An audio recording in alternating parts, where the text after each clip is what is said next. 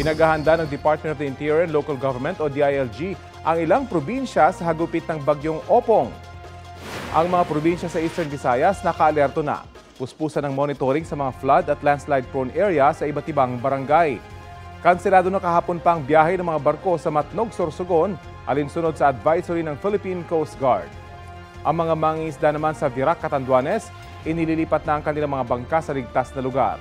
Umaasa silang hindi masisira yon ng masamang panahon. Pinatututukan ng DILG ang high-risk areas na nasa daraan na ng bagyo. Kabilang sa dapat daw ihanda ang mga gamit sa posibleng search and rescue operations at relief goods. Ang Department of Health naka-code white alert na. Pinaghahanda nila ang lahat ng pampublikong ospital at health facilities sa posibleng pagdagsa ng mga biktima ng masamang panahon.